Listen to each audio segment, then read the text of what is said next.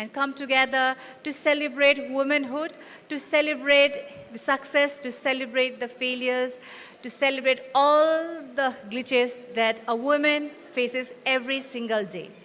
So आज हामी निर्विक नारीको 5औं संस्करणमा रहेका छौं। पहिलो संस्करणदेखि आजको संस्करणसम्म हामीलाई साथ दिनुहुने सम्पूर्ण महानुभावहरूलाई फेरि पनि हामी हृदयदेखि नै धेरै धेरै धन्यवाद दिन चाहन्छौं। यस वर्षको निर्विक नारीको आजको यो कार्यक्रमलाई प्रायोजन गर्नमा हामीलाई सहभागी साथ दिनुहुने सम्पूर्ण हाम्रो स्पोन्सर्सहरूलाई पनि हामी धेरै धेरै धन्यवाद दिन चाहन्छौं। Our title sponsor Encel, and we're powered by Honda, Dio and Vatsalya. त्यसै गरी we have with us our food and hygiene partner Vyanjan, home appliances partner Weber Home Appliances, celebration partner KFC, empowering partner PhonePe, education partner IEC Nepal's #1 fashion and interior college, and we are driven by Tiago.ev, and our insurance partner is Citizen Life Insurance. फेरि पनि हाम्रो सम्पूर्ण sponsors टिमलाई हामी धेरै धेरै धन्यवाद दिन चाहन्छौं। यहाँको साथले गर्दा आज हामी यो विशेष कार्यक्रमको आयोजना गर्न सफल भएका छौं। And ladies and gentlemen, we just finished our first and second session जता तपाईहरुले विभिन्न कुराहरु सिक्न मौका पायौं हामीले। Just like अघि उहाँले भन्नुभएको छ 16 वर्षमा उहाँले जति कुरा बुझ्नु भएको छ सायद आज यहाँ उपस्थित हाम्रो महानुभावहरुमा 16 वर्षमा सायद हामीले त्यो सोचाइ राख्न सक्न सफल भएका थिएन होला। But it's all about the time and exposure and thanks to technology भनेर भन्न चाहन्छौं। टेक्नोलोजीकै देनले गर्दा आजको यो विशेष कार्यक्रम नेपाल भरि त्यसका साथसाथै विश्वभरि रहनुभएका नेपालीहरुले आज प्रत्यक्ष रूपमा हेर्दै हुनुहुन्छ through Kantipur Events YouTube channel and Kantipur TV. So one more time, welcome to Nirvik Nari, the 5th edition. अब हामी हाम्रो तेस्रो सेसन तर्फ अगाडि बढ्ने छौं।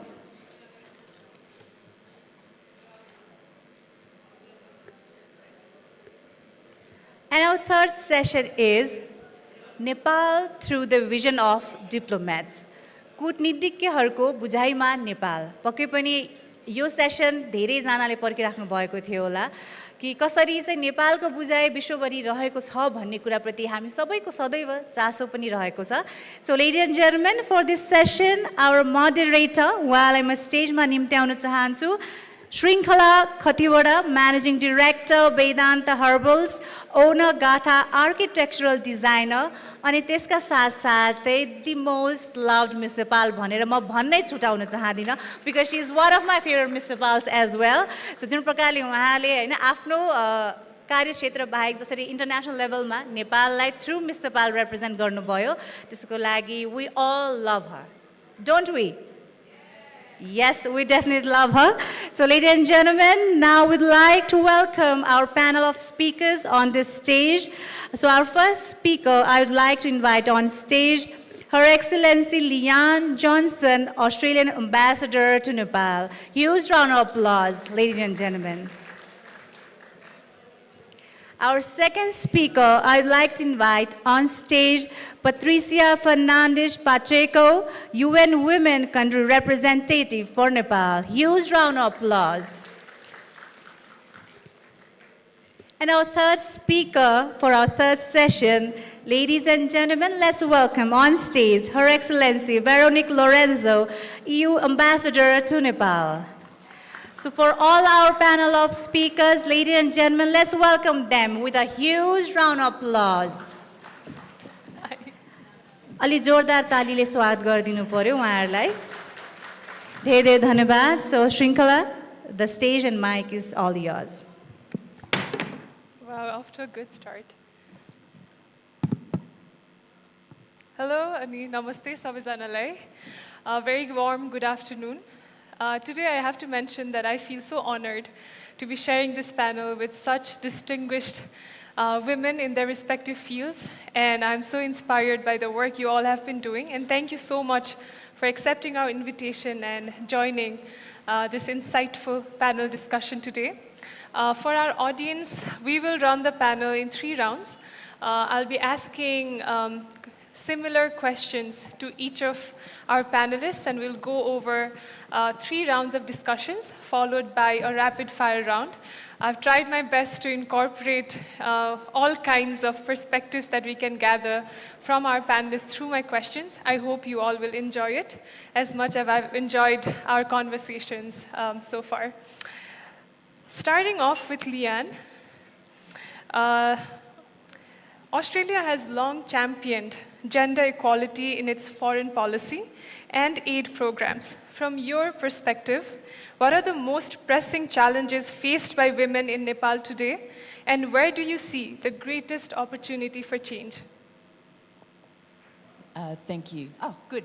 I thought I'd failed my first test. I couldn't get the microphone to work.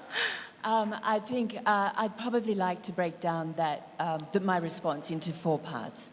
And I think that one of the biggest challenges is equal access to education. And that is not just between boys and girls, but also throughout Nepal. I think that we see very good levels of education here in the valley. And I think the teen girls who were on here before spoke incredibly positively and encouragingly, and I think, have a super bright future in Nepal. And so I take a lot of hope from that. But I think that the situation is not the same throughout all of Nepal, and so I think equal access to education. I also think that boys are also part of that education picture.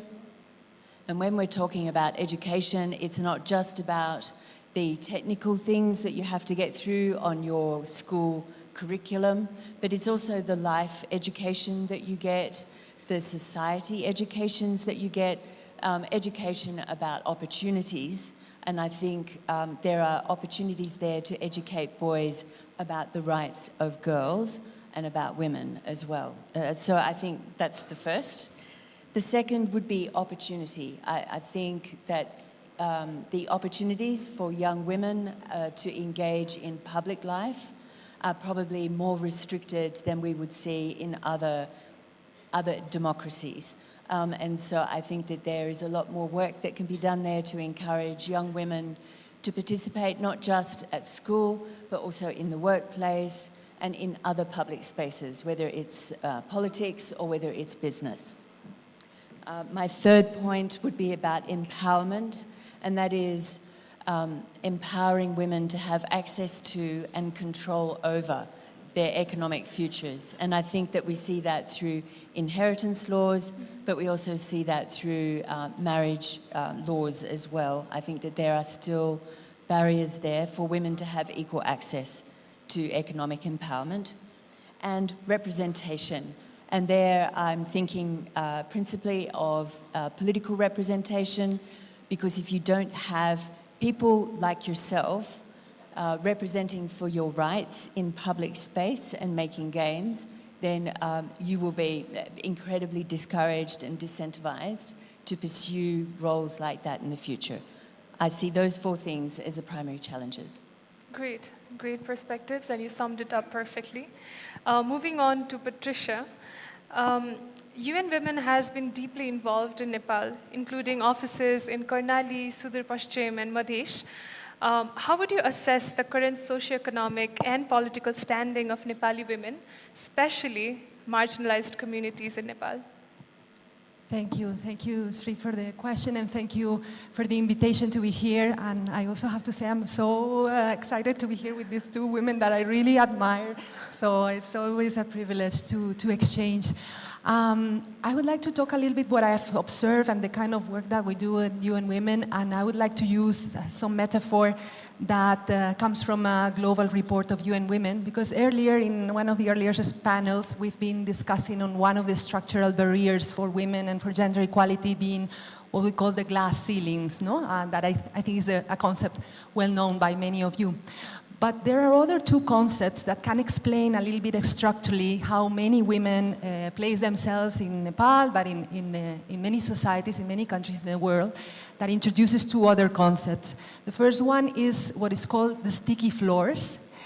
That means that for many, many women that we see, particularly when we travel to the provinces, there's not even an opportunity to lift off the ground. You know, the structural barriers that they're facing are so heavy, from child marriage to the amount of unpaid, invisible work that they have to do in their household, their limited access to education, the untouchability, and so many other harmful social practices that are there.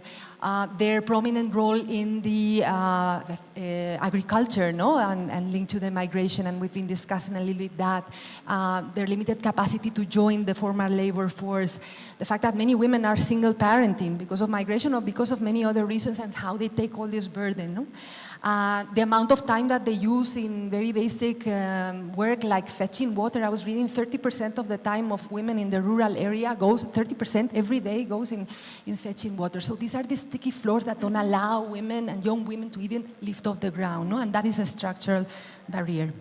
Then there is this other concept that is the broken ladders. So it's like even when you were able to access a minimum level of education, to start some kind of livelihood initiative, to join, there are so many other factors that are there. One of them is that 90% of women in Nepal are in the informal sector, and that means no social protection. That means that you are very fragile when it comes to any shock.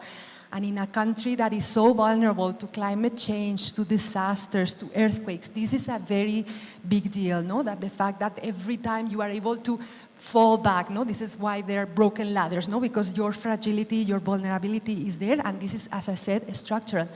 And one additional element of concern is the upcoming LDC graduation. That, of course, is a very important step for Nepal. But, of course, we have also seen how the projections is the impact on women jobs that women have will be very important, no? And that also affects their vulnerability. And then finally, there is this glass ceilings. A lot has been said before about it. Many of you know about the pay gap, no? The fact that women, for instance, in Nepal earn only two times less than male, no? Only 2/3 of what male income is. The digital gap, no? Like for those who are in entrepreneurships, only 11% of e-commerce users are women. You know, it's still very, very small, no? And it talks about this digital gap. So in these structural barriers, there's one element that cuts across every woman, that is care economy, no? The amount of time that women use in taking care of others. And it's striking because I always hear this from women in the grassroots levels, no? That when they come to the training, they say like, oh, I had to wake up and do so many things before coming to this training. But I also hear it from parliamentarians, no? That they tell me, before I joined this training, I had to do all of these things. Right. No? So unless we unlock this, we will not be able to move forward, and I will discuss this hopefully more later. Thank you. Great. I feel like you've touched upon many important topics. And it's important to note that women don't just have glass ceilings. We already have sticky floors. We have broken ladders. And on top of that, we have the glass ceiling. So many, many barriers. And you summed it up perfectly. Veronique, as the representative of EU, which values inclusion and gender equity and has been working on institutional capacity building for women in Nepal, how do you evaluate Nepal's progress on women's rights and inclusion, especially in governance and civil society? Thank you, Shrinkhala, and namaste. Good afternoon, everyone. It's a great pleasure to be here.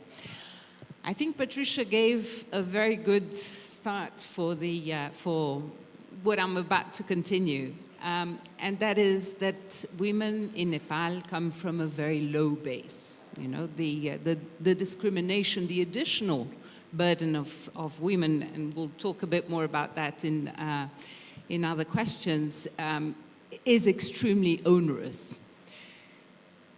The advances are there, clearly. I mean, in education, perhaps that is the foundation, as Leann mentioned as well. Education, that is the foundation for all progression by women. There has been a remarkable closure in the gap between, in access to education, between boys and girls. And there are they are getting there. If you look at tertiary education as well, and the figures of admission, girls are catching up very, very quickly. So that's an undeniable progress. Also in legal reforms, legislation that has been passed to correct injustices in inheritance laws, in other discriminatory practices, have been, there's been a lot of progress. And I mentioned earlier on how we had recently met Justice Sapanamala, who has been worked extremely hard in making these advances. So again, that's undeniable. Legislation has also been amended to allow greater political participation of women. And we have quotas. We have 33% of parliament by women. We also have women in local governments. This is good. It's a start. It's not everything. Because in many cases, where we fall behind is on implementation. And we still see, despite the legislation, despite the education, we see a lot of discrimination. 1 in 4 women still suffers from gender-based violence, from abuse, which is a very critical number. And so the gap, the policies are good, but the gap between policies and implementation still needs work. And that requires effort, and it requires a change in mindset.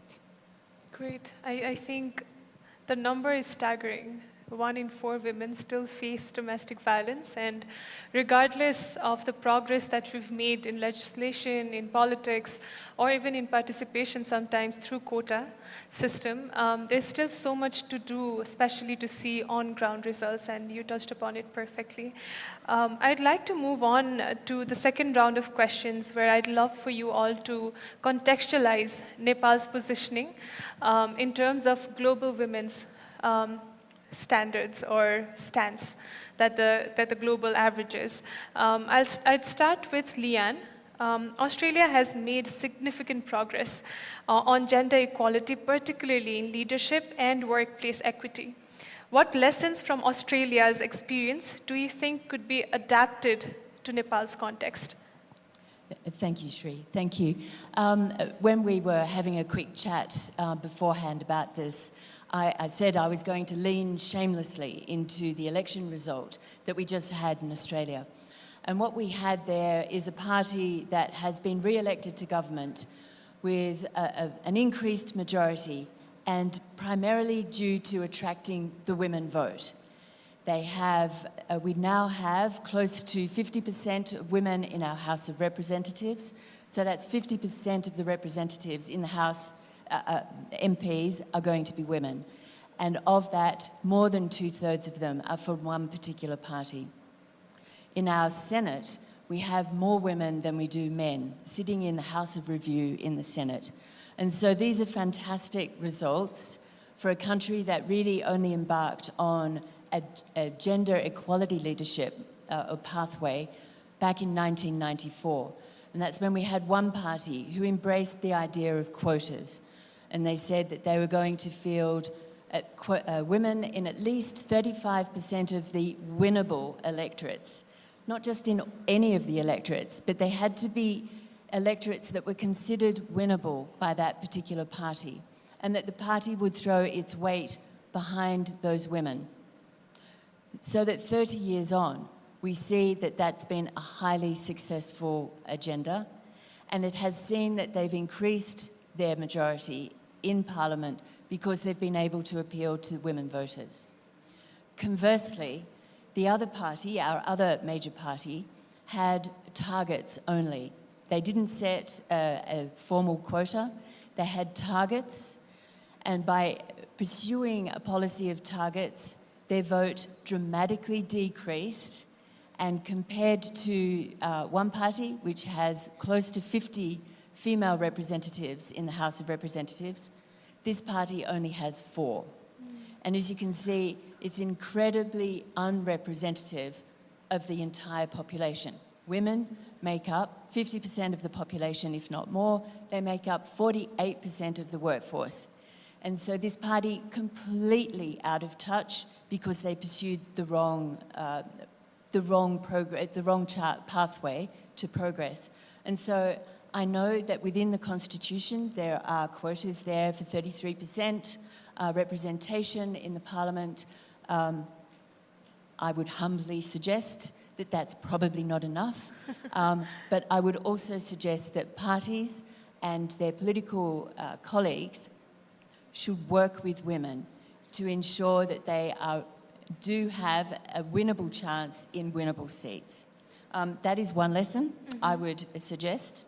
I think in the workplace, in my own workplace, we had a secretary who came in, a woman secretary. We've had 3. She was the first. And she said, within 5 to 10 years, I want us to have 50% of our ambassadors overseas are to be women. And so that meant that set the direction at that very senior level that the rest of the department had to aspire to, so that our recruitment panels were set up so that we were choosing women with leadership potential, that we weren't giving preference to women, but that we were encouraging women to take every opportunity possible and to use the skills, the tools that they had to represent themselves in the best possible way to be selected for positions of power within the organisation. So that now we've had 3 women secretaries. We absolutely have 50% of our ambassadors are women. We've had 3 female ministers, and we have 5 deputy secretaries, and 4 of them are women. And so it is not just at that senior level, but we do have a pipeline of women who are working through the organisation. But that requires leadership at the top level to set the goals and to set the expectations that the rest of the bureaucracy, the rest of your workforce has to adhere to. It's a change of culture, and it's about bringing that culture on. And so humbly suggest that that might be another area that that the public service here might like to embrace as well. I'm very happy to talk about that more. And just in the social sphere, and it might seem trivial, but it's actually had a huge impact, that there has been a lot more of an open and public debate about the roles of men and women at home, who shares the burden, the greater burden of the unpaid work that is done at home, and that men are also participating in this debate and are also realising that actually, we've got a role to play here. We also have responsibility for raising children, for getting the meals on the table, for doing the washing, for cleaning the house. It is an equal responsibility, and it should be shared equally between partners in an equal relationship. And so I think it might seem trivial, but it's actually been important in bringing about social change and about opening up the public discourse for something that has been taboo in our macho sort of society for the past 200 years. That's it from me. Thank you, Leann. It's important to note that workplace equality does not limit itself to workplaces only. And it's so crucial that we divide our responsibilities equally at home as well. Great insights, and I think it gives us a lot of hope that quota system on the longer run does work if done right. And it does give women a fast-track access to leadership positions where they've been denied access for generations, hundreds of years. So thank you for great insights. Patricia, you've had experiences working in Colombia, Vietnam, and many parts of the world. How does Nepal's progress in gender equality compare to global averages or to other countries UN operates in? What makes Nepal unique or challenging in this space? Thank you, Sri. If I may, before going into the response, I just wanted to say something about what Leann just said. The fact that care economy is not only not trivial, is a massive accelerator for women's economic empowerment, political empowerment, to the point that next year, Commission on the Status of Women, the largest gathering on gender equality that happens in New York every year with 12,000 people, the theme that will be discussed is care economy. So we hope to see Australia shining there and many other examples there, because it is definitely a very, very important topic. So I'm glad you brought it up. This year has been extremely also important in terms of assessing the progress that has been made in the last 30 years since the adoption of the Beijing Platform of Action. That is still the blueprint for gender equality, the most comprehensive agenda for women's rights. And 30 years down the road, the countries, the regions, and globally have gathered to assess the progress. Headlines, most of the challenges that were discussed 30 years ago are still relevant. Unfortunately, we haven't been able to address fully any of the 12 areas, critical areas of concern that are there. And unfortunately, we had to add 2 more, because back then, 30 years ago, climate change was not such an important topic, and now we've seen it from the climate justice, from many different angles. So it's an area that is called an emerging issue that is being discussed, as well as the role of the digital inclusion, AI, both from the perspective of access to and inclusion, but also of the threats that are bringing that were not foreseen 30 years ago, like technology-facilitated violence and online violence. Again, headlines, what we see globally, and I think that resonates with Nepal, is 3 things. One is that there is a lot of progress. I think Veronique has mentioned a few very good examples of the progress that has been made. However, this progress is way too slow.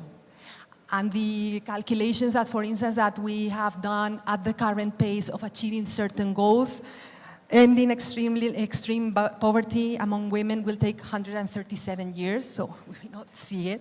Just to give you a few data, there are certain things that they're not progressing, they're stagnated, no? So Veronique was mentioning the data of 1 out of 4 women in Nepal suffering violence against women. There's one data that for me is so painful, but I think it's important to remember. Every 10 minutes, 1 woman or girl is killed by a partner, former partner, or member of the family. Every 10 minutes worldwide. This is massive. It talks about an emergency and a situation that unfortunately is not progressing, where we see that women are not denouncing, where we see that the systems re-victimize, and where we really need to focus our attention. So progress is way too slow. Progress is also way too uneven, and this is where it comes something that is extremely relevant for the Nepal, that is the intersecting inequalities. The kind of progress that you can experience, or the impact of discrimination, is not the same according to different factors like caste, like the geographic location, like your age, like your sexual identity, like your capacity, or whether you live with a disability. So there are many factors that add up, and this is why blanket approaches are not effective solutions for the challenges that we see in the population. We always talk about women in plural, because there's no one experience of being a woman, like there are multiple experiences of being women, and this needs to be addressed. And this is why we see that despite the averages showing some progress, is very uneven, and this is why the UN focuses on leave no one behind, no? Really reaching to those that are at risk of being left behind. And the third element that I think is very much connected to what we read in the news in these days is that this progress is very fragile. It's always subject to backlash, no? It seems like we make progress on certain words, narrative, bills, etc., and then there's always the risk of regression, no? And again, we see in so many areas of our agenda, like sexual or reproductive rights, to name one, where it's always reopened, and we're always trying to, hold the fort for us to, at least if we cannot progress, to hold it there. And I want just to bring here the example of political participation, because I think Leann was very explaining really well how we have seen that quotas have allowed us to move the needle in so many countries in terms of bringing women to decision-making positions. But also studies shows that once women arrive there, it's not so easy to remain there. It's not just about getting there, it's about remaining there. And to give you one important, interesting data, in 2023, there were 36 heads of state or government globally. No? That is the equivalent of 18% of the whole world, of the 193 states, so below 20% in the beginning of the year. But towards the end of the year, those 36 had turned into 31, only 31. So 5 women had at the highest level.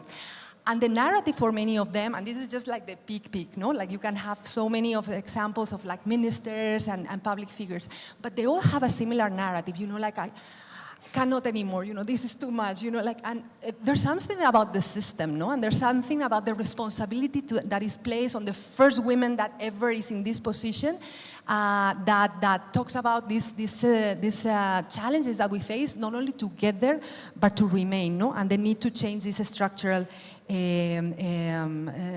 barriers that there. And I think this reflects also how Nepal, for instance, did really well in the elections of 2017, and then we saw a drop in the representation at the local level in 2022, because it is a very complex system where mindsets also play a very important role. So the one challenge that I see for Nepal is really around the social norms that are sustaining a lot of these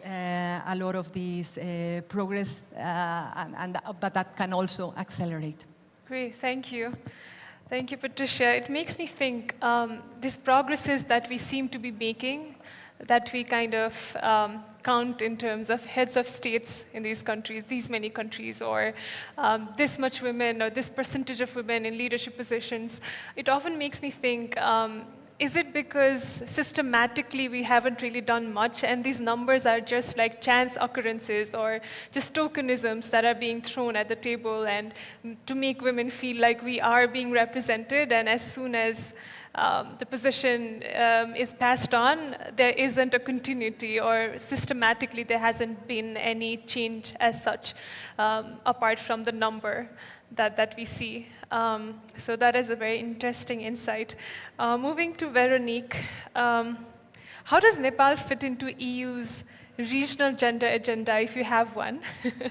And how do Nepalese women, how are Nepalese women positioned in the global standing, and how can we make it more stronger?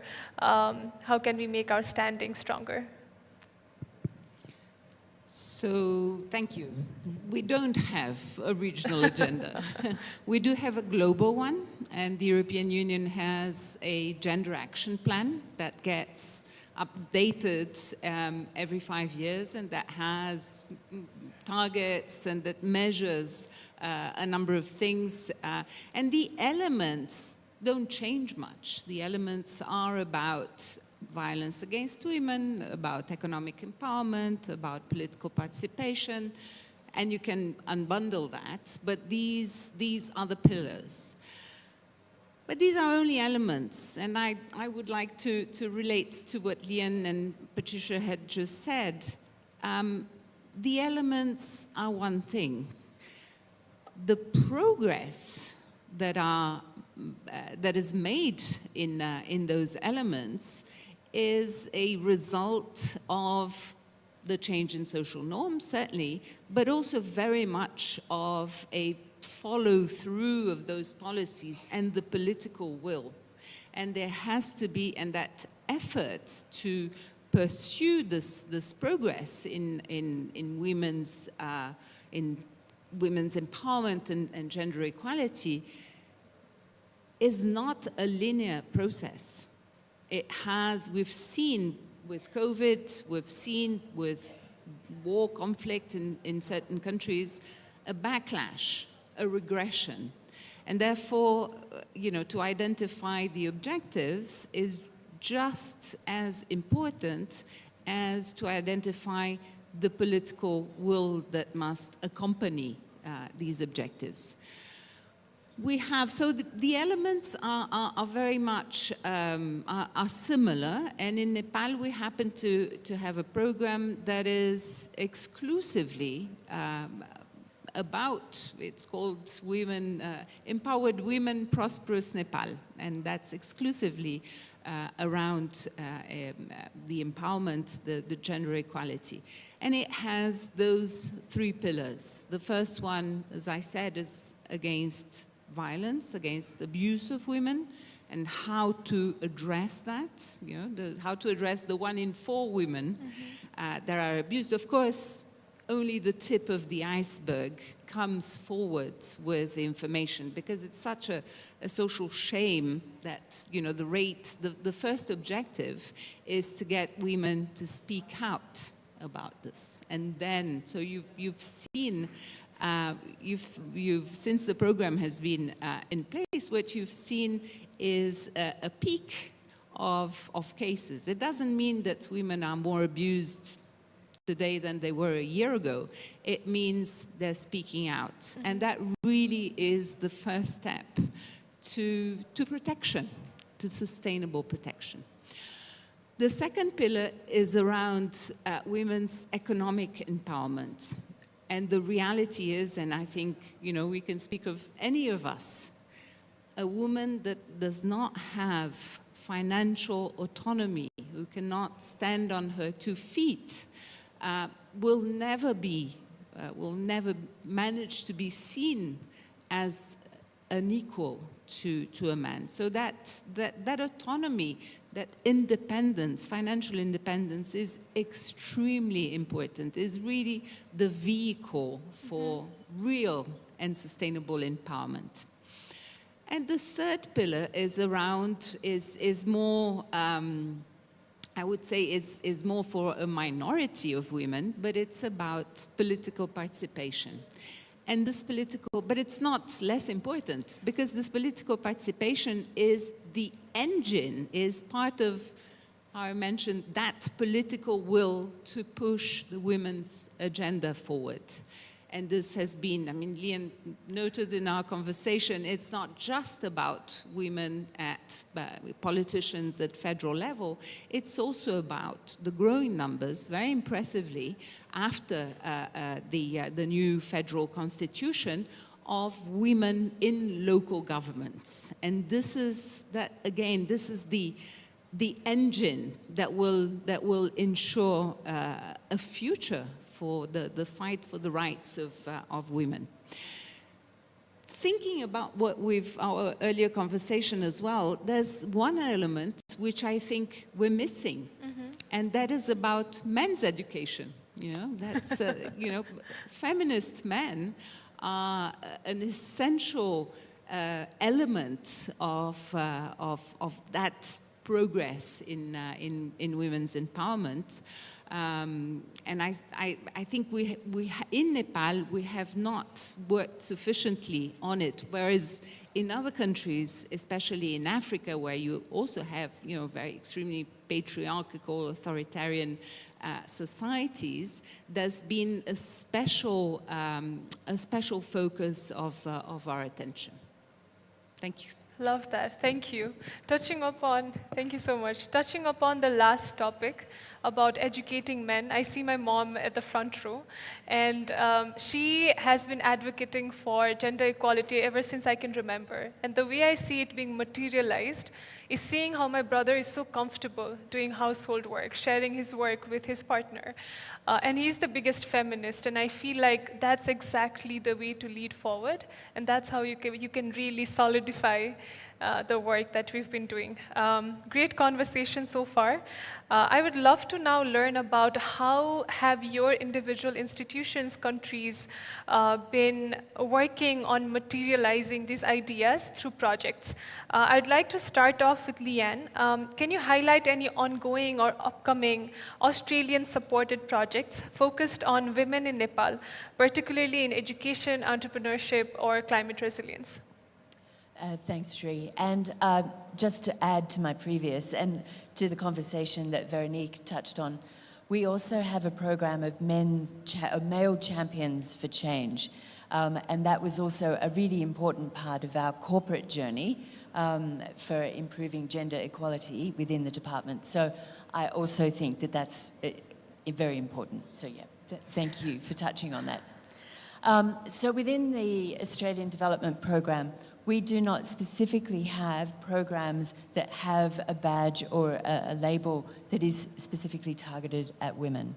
What we do have is a broad range of programs that promote economic empowerment, that promote greater governance, climate change, disaster resilience, and climate change, that where we mainstream women into, and gender equality rather, into our programs. And so that all of our programs have a gender equality element to it, whether it's in the outcomes of the program, whether it's in the design of the program, or the intended beneficiaries of the outcome. Gender equality is a huge part of the mainstreaming of the development and delivery of those programs. And for example, we have an Australia Awards program, and I'm very happy to note that there is one of our alumni sitting out there in the audience. So each year we have a scholarships program and at the postgraduate level, and 50% of the participants in that program must be women.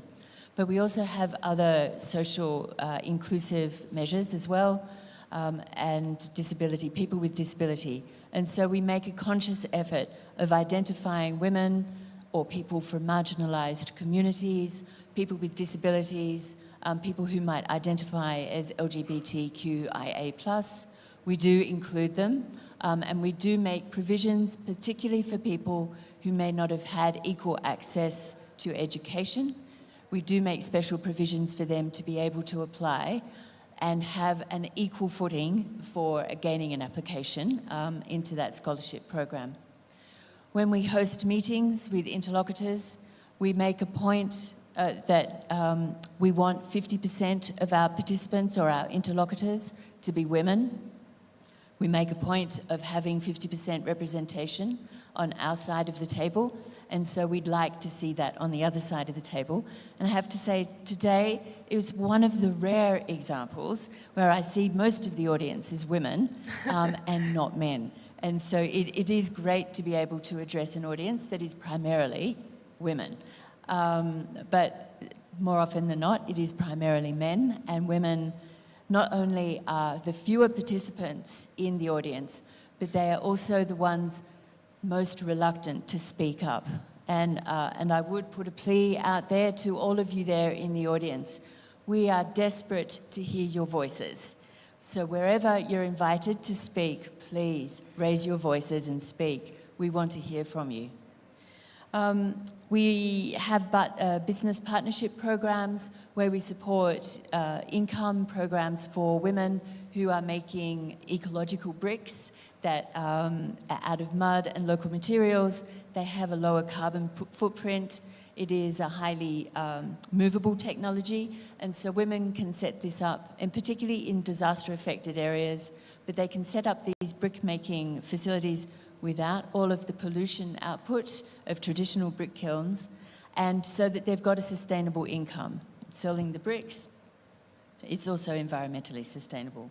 And also fish farming, not traditionally an income revenue source, but we also provide income support for a small group of women in fish farming.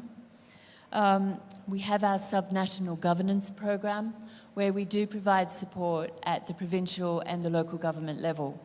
And I'm really, really pleased to say that one of the more engaging mayors that I have met as part of this program is a mayor from Kanali province, who has done amazing work, a woman, who has done amazing work at increasing political engagement and representation of women on issues that directly affect women. And not only has she been able to spur on that engagement by women, but she's also been able to encourage men to be able to partake and to be champions of women's issues at the local government, at the community level. And so I'm particularly proud of the support that we provide to that program. We also have a water partnership program where we're trialling gender-responsive budgeting. And we also have, we're making sure that the budgeting for that project does no damage to women's incomes. And in fact, assesses the opportunities for improving women's incomes as a result of that program. Also, in partnership with that program, we have a toolkit for the hydrologists and for the policymakers to ensure that the outcomes of the project, of their policies, are intended to benefit women and their income generating, their livelihoods and their lives. And we also have small programs, development assistance programs, where we do focus specifically on income generating projects for women. They're much smaller, they're much more at a community level, but they do have a beneficial effect throughout the community. So yeah, thank you. Thank you. I love what you said about equal women participation, not just at the table, but away from it. Closed-door meetings where you're not accountable to anybody, but you do it as a part of your DNA. You make sure that women are equally involved. I think that's such a great message that we can take forward, especially in Nepal. Patricia, what are the key priorities for UN women in Nepal in the next few years? And this was very important. How can local actors, including young women, private sector, engage in that vision? Thank you. I think instead of going into, because a lot has been already mentioned around the thematic areas, but I think for me the big vision is really being able to move the perception of women as this population that is, which is true, disproportionately impacted by emergencies, by armed conflict, by the disparities, by the shocks, economic shocks, etc., to recognizing mostly the amazing contribution that they can make in every sphere, and I see it every day, whether it is in the response to emergencies, where many oftentimes these local, very grassroots level organizations are the first one that are the first responders, the ones that get together and sustain their communities. Their contribution to sustainable peace, and the important role that they play, and they're playing not only in Nepal, but everywhere in the world in building peace, in mediating, in this informal mediation, in searching for disappeared people, in keeping the issue of fight against impunity very high up in the agenda, and their capacity to build bridges. I see it also in the private sector, how they bring this innovation. We're given the chance and we're given the opportunities and the training. They bring innovation, and this is why when we engage with the private sector, we say, this is not about human rights. This is also about business, this is a good deal for you, including women, tapping into their talent. So acknowledging that and acknowledging the very positive role that can play in these very challenging times for the world, we cannot lose this opportunity, I would say.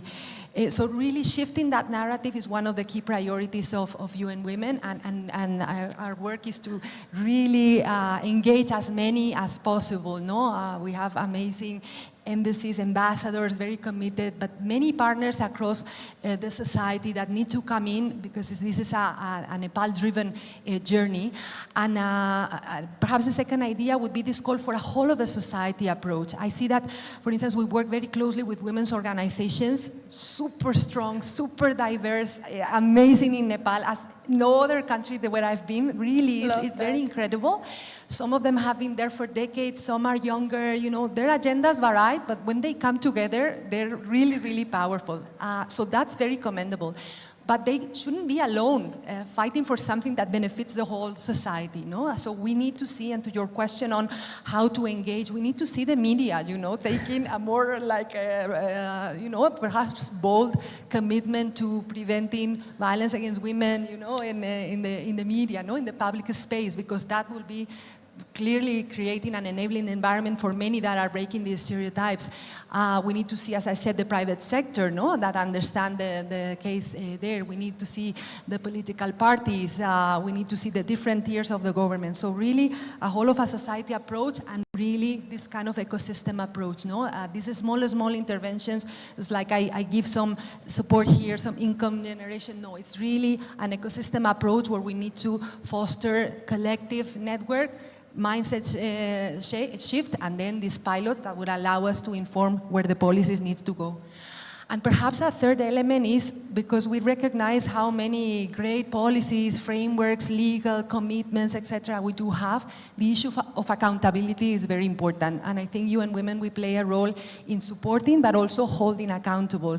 In asking questions, I think Leann was mentioning gender-responsive budgeting is such an important tool. If you don't have your money where your commitments are, you will not be able to deliver. So really, accountability is about bringing data, bringing transparency that will allow us to see whether we're really pushing on the same direction, on bringing data, bringing finance. So in a nutshell, this is where we are working, and where, of course, this is like a mandala, no? Like each of us are a small piece in a big picture. If all of us move together, this is where we will be able to make the change that we aspire. Thank you, Patricia. I love what you said about involving women is actually beneficial for private sector monetarily. It's not for charity, it's not for inclusion, it is beneficial. We have 51 or 52% of women in Nepal, and we are a big user group. So it's a great insight. Thank you. Moving on, Veronique, are there any current EU-funded programs? You mentioned about Empowered Women, Prosperous Nepal program that EU started in 2023. Perhaps you have more such programs addressing women's inclusion or safety in tech, trade, environmental sectors, and what impact have you seen so far with the programs that you're doing in Nepal? Thank you. So I think as Leann said, also for us, the operative word is mainstreaming. Mm-hmm. Yeah. So in everything we do, there is this analysis of how is it going to impact women, and we need it to benefit women. Why? Because very simply, even not so long ago, perhaps 10, 15 years ago, we used to have these, an example, wonderful agricultural projects that promoted increase in revenue to cultivate certain cash crops, and it was great. I mean, women got more income, but there were two problems. One, they had to work several hours more daily, adding to an already extremely heavy workday. And second, they got the income, but they didn't control its use. Yeah, so it ended up, many of these projects with great intentions ended up being prejudicial to women. So hence the real need to look closely at what we're doing and do no harm as a first principle, but also to try and promote women businesses. And so we've done it. I mean, a couple of examples. In our trade and investment program, we've looked at pashmina, promoting the pashmina and coffee value chains. We've looked specifically at where women were in this value chain and how they could be benefited. We have another project called Cities for Women that looks at urban planning, but looks at spaces that will benefit women, mothers, safe spaces for women. And it's not something you think about immediately, but it's tremendously beneficial for the entire community. We've had, with the work we've done on transitional justice and conflict survivors has also been very much focused on women and victims of sexual violence that have been for too long been neglected, ignored, and that I think now are coming up, are being more empowered to tell their story. And finally, an example about an agricultural project we have, GRAPE, that's about green and resilient agriculture. Again, we're taking agriculture as a business, and the producers, we're starting from the market, and the producers, we're looking at them as entrepreneurs. And women increasingly alone in rural areas because of the mass migration of men. Right. We need to look at it. It's not just, you know, it's good for women, but this is the reality. We have a lot of women, female-headed households who are responsible for they get remittances sometimes, but they're responsible for the running of their families, and they're responsible for the production and for selling to the market. So again, that's another example of how looking at women and benefiting women benefits the entire community. Absolutely. Thank you so much for sharing about the work that you've been doing in Nepal. And to add on to that, we actually participated in the City for Women design competition, and we won the design for the park in Birendranagar, Surkhet. It gave us an opportunity to design a safe space, a safe park for women and marginalized communities. So thank you for such initiatives. I feel like we can now move on to the rapid fire round. And given the time constraint, I'd ask each of you to make your answers brief. I know we would love to talk more on it, but yeah, let's try to wrap it up with some insightful rapid fire Q&A. Leann, what's the one barrier that you wish could be removed instantly for Nepali women? For me, I think it would be the paid parental leave. I think in Australia we have a scheme where fathers get paid to take leave after the birth of their children or after adoption of children. I think it would also be useful for men here to be able to do that too. To be honest, I don't know whether that is a legislative measure here or not, but yeah. Love that, thank you. Patricia, what would you change?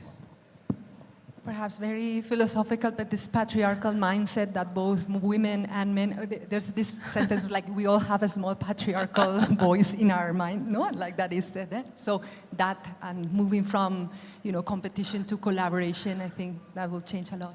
Zap it up, remove it. What about you? She stole my idea. But I would go further. Building on that, I would invent some special glasses that you give to people who have this, you know, this prejudice mindset, and it makes them see the world and women in a different way. Let's take that idea to Shark Tank. Maybe they'll find a way to fund this idea. The second question, Leann, is if you could recommend one policy reform today that would advance gender equity in Nepal, what would it be? For me, I would put a plea out there for the passage of the Civil Service Act legislation, because I think at the grassroots level, it's important for municipalities and provincial governments to deliver services to those most at need, and that primarily is women, young women, and children. Great. Patricia? The mantra is a planet 50-50, no? Why 33% if we're 51% of the population, and all these feminist men also agents of change? But perhaps if I can add, also being the big room, no? Being in the big negotiation, not only the gender equality policy, but like that everything that we see, it's embedded by gender equality and women's rights. Absolutely. Veronique? Yeah, I think there are bits and pieces of policies that can be added. But for me, the main thing is to get from the paper to the ground. It's implementation, implementation, implementation. We have enough reasonable policies to get by. They need to get implemented. Great. The third question, I'll start with Veronique. As a successful woman, for all of you actually, as successful women in your respective fields, what's one advice you'd like to give young girls that can help them advance in their careers? I would say have more self-confidence. And this is not something just in Nepal. I think it's around the world. Women tend to be more shy, less confident, usually in work interviews. You know, men come out thinking, oh, I've done so well. And women say, oh, but I don't know if I can do it. And very often, I'm amazed by the quality of young women I see here. They just need a bit more self-confidence and poise. It comes with age, but it would be nice if it could come in young age as well. Thank you. Patricia? I would say place self-care at the center of everything you do, because if you take care of yourself, you can do anything. So sometimes that means release the guilt, sometimes means negotiate time, but be very clear in that if you are okay, then you'll be able to achieve amazing things, but if you sacrifice yourself, you will not go very far. Great. Leann? And for me, I would encourage young women to actively seek out mentors who are going to be helpful to their careers or their lives. Doesn't have to be a woman, ideally it might be, who is in a senior position. It could also be a man who can give you good business advice, good advice about how to negotiate and navigate that corporate ladder. But yeah, research and choose the right mentor. And sometimes change them if they don't work out for you any longer. Love that. Thank you so much. We are almost at the end. I have one last question. We are running 2 minutes behind, which is okay, I think. To wrap it up, I want each of you to answer, what gives you the most hope when you look at women in Nepal today? I think it's the reality of young women today, educated, you know, most of them, but not only in Kathmandu Valley. I'm really impressed by the young women I see. But we've had this discussion as well. The necessary foundation is education. Patricia? What gives me hope is the capacity that I see every time I can interact with women and wherever I go, their capacity to dream. Lives that have been super challenging, no? There's this river of life that sometimes they draw, is like, oh my God, they have to go through so much, but still they dream, and they dream in plural, no? They live for the collective, no? They dream for themselves, for their children, for their family, for the community, for the country, no? So that capacity to dream is what inspires me. Great, thank you. Leann? And I'm going to be brief, but I'll share a story. I met a family in Lumbini, mother and 2 daughters, and the husband was away in the Middle East working. He'd been there 10 years. He keeps sending the money back, and the mother has invested the money in property. And so she's bought up neighbors' fields. And so now she has a number of employees who help her manage this larger farm concern that she has. And the money that she's been able to raise from that is now educating both her daughters. So I think that she's seen that the future is an education for her daughters and that it is out of the village, but she's using the assets and the resources that she has to create a future for herself and for her family. That gives me hope. Thank you so much. That brings us to the end of this panel, and I have to say I am so inspired, I'm amazed, and I'm so happy that you came all the way to share your perspectives on Nepal, and we had a lot to learn. I hope the audience enjoyed it as much as I did. Thank you so much, everybody. Thank you, Leann. Thank you, Patricia. Thank you, Veronique. I had a pleasure. I hope you enjoyed it too. Thank you so much. Thank you.